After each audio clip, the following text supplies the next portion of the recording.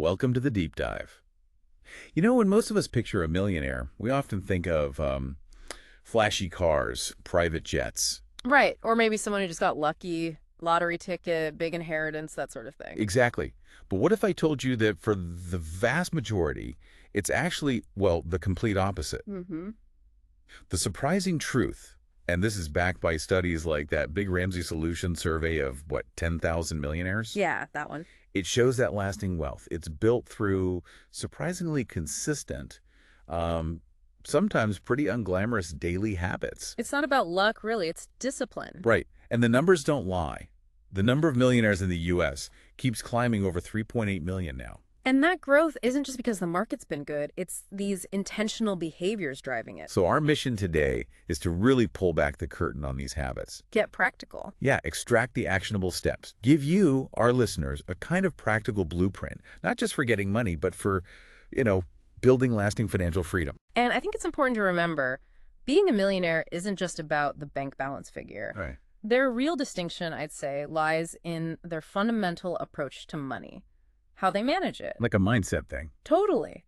They view finances through this strategic lens, long-term growth, managing risk carefully, and maybe most importantly, just profound personal discipline. Understanding these patterns and kind of benchmarking our own choices against them, that really holds the potential to reshape our own financial futures. Okay, so let's start with maybe the most counterintuitive one for people aiming high, living below your means. Right. Because that phrase, it often makes you think of like extreme frugality, almost pinching every penny. Is that what we're talking about? Well, that's a really crucial distinction. It's generally not about deprivation. It's more about intentionality, about valuing long-term freedom over, say, short-term showing off. Our sources consistently show millionaires making these conscious decisions to spend significantly less than they earn. And that's regardless of how much their income might grow. So even if they get a raise, they don't just inflate their lifestyle automatically.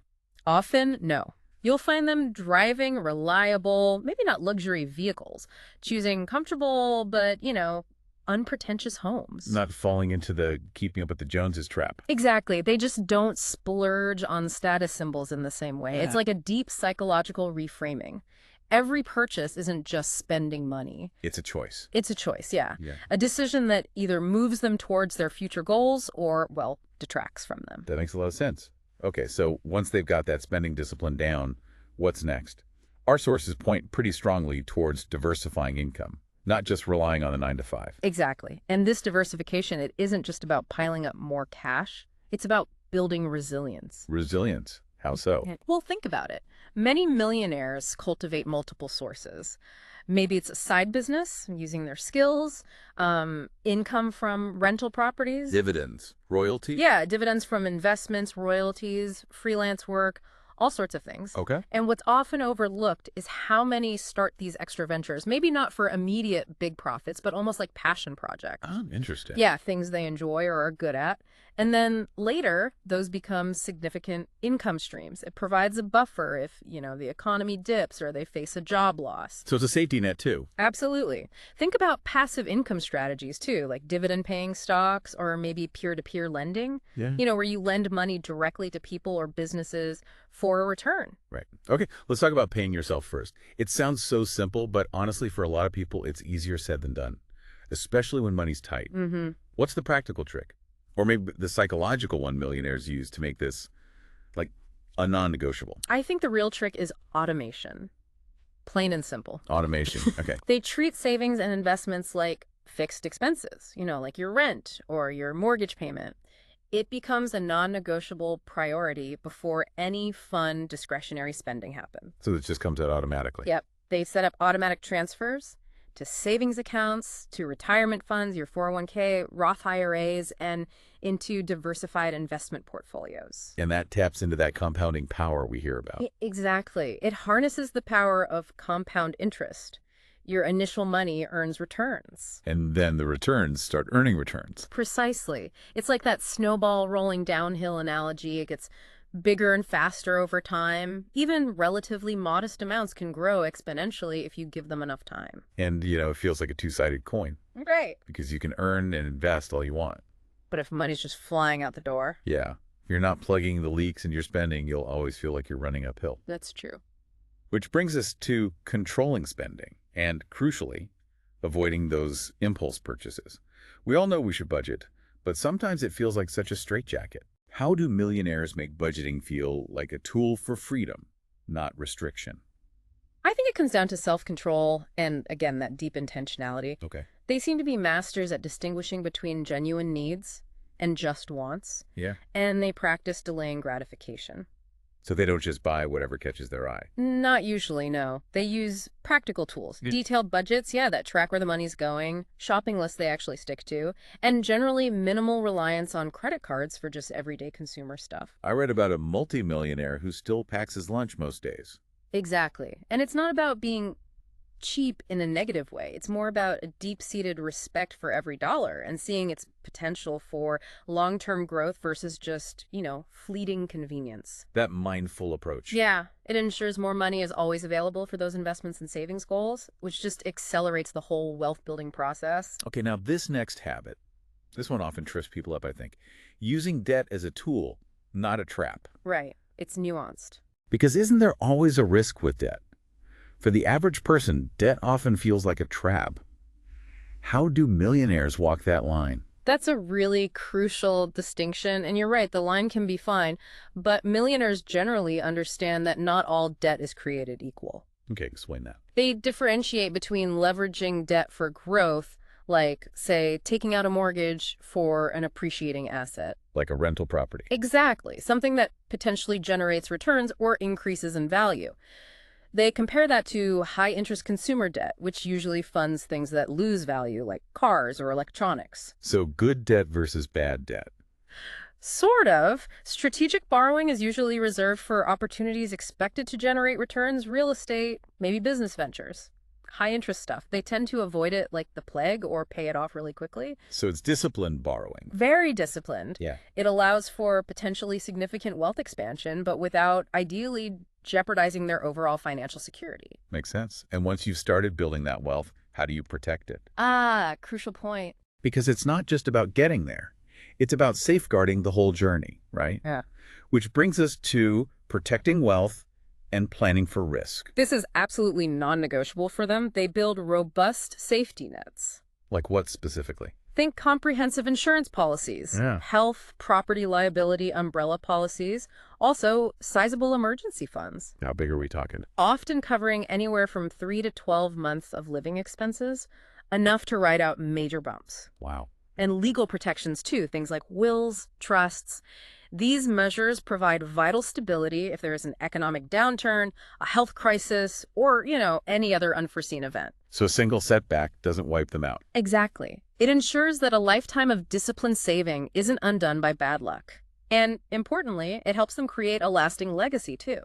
It's genuinely striking when you lay it all out, how consistently these habits appear across so many successful people. It really is. It almost makes you question all the common stories we hear about how wealth happens, doesn't it? It does. Which leads us nicely into another key trait, this commitment to lifelong financial learning. Absolutely. A powerful aspect of this is just their relentless curiosity. They keep learning. Constantly.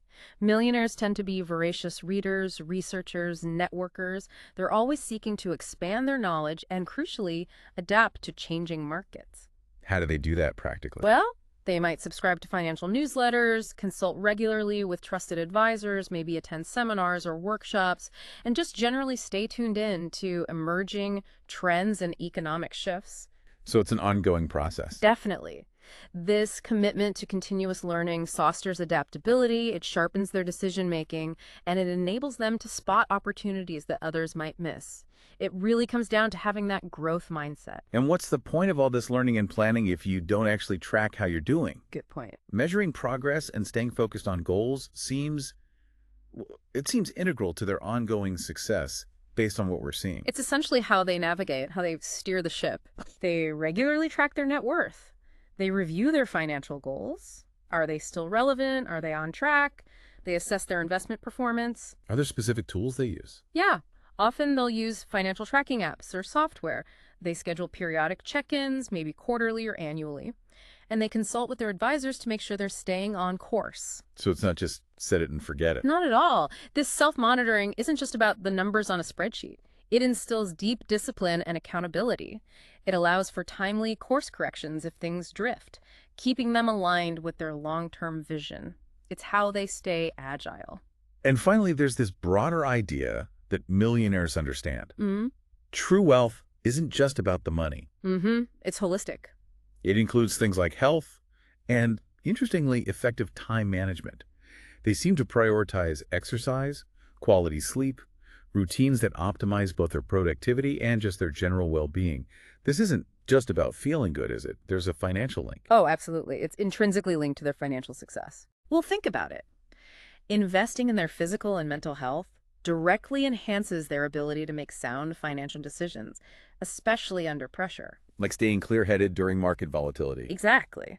Or having the focus needed for complex negotiations or analyzing investment opportunities. Plus, just having the energy to pursue those diverse income streams we talked about. And the time management piece. Effective time management allows them to balance everything: work, family, personal interests, health. It helps create a truly fulfilling, well-rounded life where they can actually enjoy the fruits of their labor. It's a holistic approach to prosperity, not just accumulation. So, wrapping this all up, the journey to lasting wealth, it really doesn't seem to be about some secret handshake or, winning the lottery. Not for most people, no. It's the result of these simple yet incredibly powerful habits practiced consistently over a long period of time. Consistency is key. We've talked about living below your means, paying yourself first, diversifying income, investing strategically and relentlessly. Controlling spending, using debt wisely, protecting your assets. Right. Plus, lifelong learning, measuring your progress, and even prioritizing your health and time. It's quite a list, but it all fits together. And the broader implication here, the really hopeful part, I think, is that anyone can start adopting these habits. Yeah. Today. You don't need to be rich to start. Absolutely not. You don't have to do everything at once. Just start with one or two. Build some momentum. It takes time, though. Oh, definitely. The process requires patience, and it absolutely requires discipline.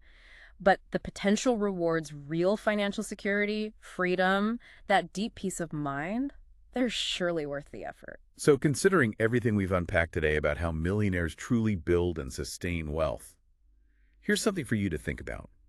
What single financial habit will you commit to cultivating, starting this week, to begin charting your own course toward lasting prosperity?